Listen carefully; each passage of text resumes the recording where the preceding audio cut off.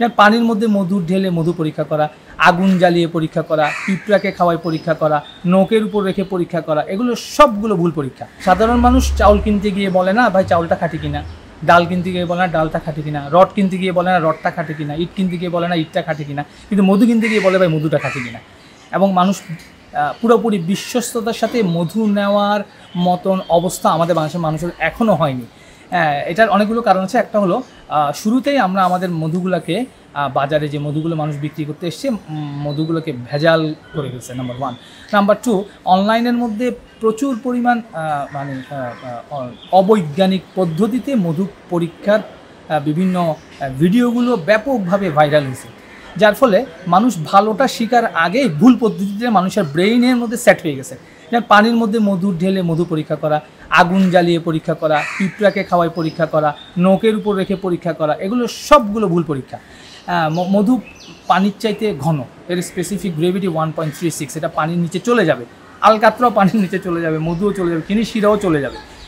মধুর মধ্যে glucose, fructose, বিভিন্ন হাইড্রোকার্বনগুলো আছে। মধুর মধ্যে ময়েশ্চারও আছে, 22-23% থেকে 25-26% থাকে। তো মধুকে আগুনের উপর ধরলে আগুনের তাপে ময়েশ্চারটা রিমুভ হয়ে এরপর যে অবশিষ্টটা থাকে এর মধ্যে সহজে আগুন ধরে যাবে। তাহলে আগুন দিয়ে মধুকে চেনা যাবে। মধু একটা মিষ্টি জাতীয় পদার্থ, যেখানে <5% সুক্রোজ আছে, থাকতে পারে, গ্লুকোজ, ফ্রুক্টোজ আছে।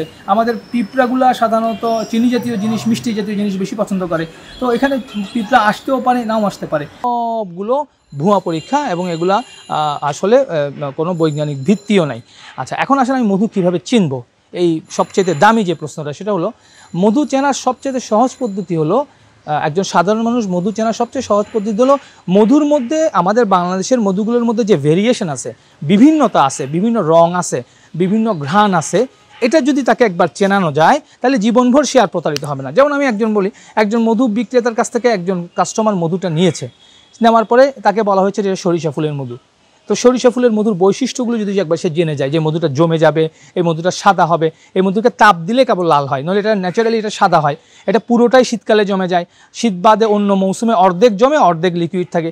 এই যে মধুর একটা ভৌত বৈশিষ্ট্য এবং এটা ঘ্রাণটা কীরকম হবে, স্বাদটা কীরকম হবে, এটা যদি একটা সাধারণ মানুষ একবার জেনে যায়, এটাই হলো সবচেয়ে পারফেক্ট পদ্ধতি খাঁটি মধু ভেজাল মধু চেনার। এরপর কালো জিরার মধু, এটা একটু গুড়ের ঘ্রাণ হয়, এটা কালচে হয়। এরপর সুন্দরবনের মধু, এটাতে ময়েশ্চার বেশি থাকে, এটা পাতলা হয়, এটার উপরে পোলেনের লেয়ার জমে যায়।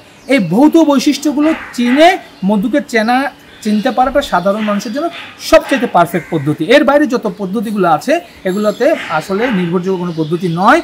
তবে আমরা যারা মধু নিয়ে কাজ করব, আমরা চেষ্টা করছি প্রত্যেক মধু বিক্রেতা একটা করে ল্যাব স্থাপন করবে, বৈজ্ঞানিকভাবে মাইক্রোস্কোপ, পিএইচ মিটার, রিফ্র্যাক্টোমিটার নামে কিছু মেশিন আছে, এই মেশিনগুলো দিয়ে আমরা মধুর বিভিন্ন মানগুলো বের করে এগুলোকে সমন্বয় করে আমরা বুঝতে পারি কোন মধুর ভেজাল আছে, কোন মধু খাঁটি আছে।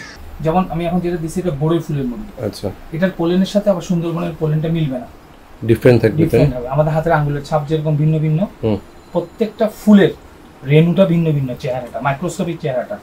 এটা থেকে আমরা বের করে, যেমন আপনাকে সবচেয়ে দামি মধু সুন্দরবনের মধু, সবচেয়ে সস্তা হলো সরিষা ফুলের মধু। এখন একজন সরিষা ফুলের মধুটাকে জাল দিয়ে কালো জিরা ফুলের মধু নামে বিক্রি করতেছে, অথবা অন্য মধু নামে বিক্রি করতেছে। তো সরিষা ফুলের মধুর মধ্যে সরিষার পোলেন থাকবে, ওটা যদি আপনি একবার চিনে নিতে পারেন, তাহলে ও যখন আপনাকে সুন্দরবনের মধু নামে সরিষার মধুটাকে দিতে চাইবে, তখন আমি পোলেন থেকে বলতে পারবেন যে না, এটা তো সরিষা। কত এক্স জুমে দেখছেন? আমি এখানে 4 রকম দেখা যায়। প্রথমে 10, 40, আমি 40 তে দেখতেছি। আচ্ছা আচ্ছা।